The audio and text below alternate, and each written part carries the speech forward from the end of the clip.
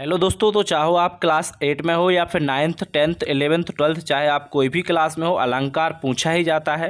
हर एक परीक्षा में यदि आप हिंदी का पेपर देते हो तो वहाँ पर अलंकार की परिभाषा पूछ ली जाती है या फिर अलंकार के जो प्रकार होते हैं उनमें से किसी की परिभाषा पूछ ली जाती है। तो इस वीडियो में सभी क्वेश्चन कवर कर लेते हैं जिस प्रकार के आपके एग्जाम में क्वेश्चन पूछे जाते हैं।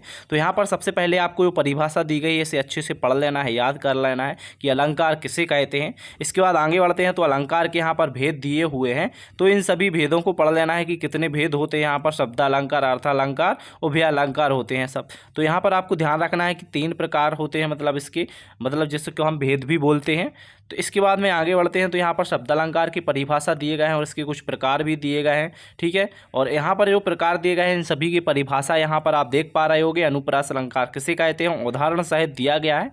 तो प्लीज़ आप अच्छे से इसे एक बार पढ़ें अच्छे ध्यान से और उदाहरण सहित लिख कर आएँ। जैसे भी आपके पेपर में आता है उस प्रकार क्वेश्चन देखिए। क्वेश्चन कैसे आता है ज़्यादातर कि अनुप्रास अलंकार किसे कहते हैं, उदाहरण सहित समझाइए। या फिर उत्प्रेक्षा अलंकार किसे कहते हैं, इस प्रकार के क्वेश्चन आते हैं। श्लेष अलंकार किसे कहते हैं।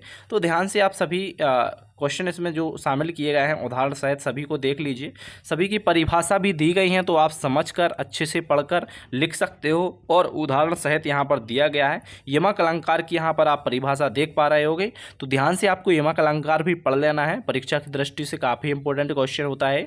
यहाँ पर विभावना अलंकार दिया गया है, उदाहरण दिया गया है। तो इन सभी अलंकारों को ध्यान से पढ़िए और इसमें से एक अलंकार 2 अंक का या फिर 3 अंक का पूछ लिया जाता है, ठीक है। तो इस प्रकार आपको करना है। उदाहरण सहित यहाँ पर उत्प्रेक्षा अलंकार का परिभाषा और देखिए उदाहरण दिया हुआ है, पहचान दी गई है, उदाहरण दी गई है। तो बस आपको ध्यान से एक बार पढ़ लेना है तो याद हो जाएगा आपको, ठीक है। और सबसे ज़्यादा मोस्टली जो क्वेश्चन पूछा जाता है अतिशयोक्ति अलंकार होता है, जो कि मेरे से भी यही क्वेश्चन आया था सेम परीक्षा में। अतिशयोक्ति अलंकार किसे कहते हैं, तो ये क्वेश्चन मोस्टली रिपीट होता है, बार बार रिपीट होता है। तो ध्यान से देखिए, यही मैं उदाहरण जो यहाँ पर दिया गया है यही उदाहरण मैं भी लिख कर आया था पेपर में, और यही परिभाषा मैंने लिखी थी और पूरे में से पूरे अंक मिले थे, जो कि 4 अंक का क्वेश्चन था कि अतिशयोक्ति अलंकार किसे कहते हैं और उदाहरण सहित समझाइए। तो आपको इस प्रकार परिभाषा लिखनी है सबसे पहले तो, कि जहाँ पर किसी बात का वर्णन बहुत बड़ा चढ़ाकर किया जाता है वहाँ पर अतिशयोक्ति अलंकार होता है। जैसे कि हनुमान की पूंछ में लग ना पाई आग, लंका सारी जल गई, गए निशाचर भाग। तो इस प्रकार का आप उदाहरण लिखोगे तो अच्छे मार्क्स मिलेंगे। दूसरा उदाहरण भी दिया हुआ है।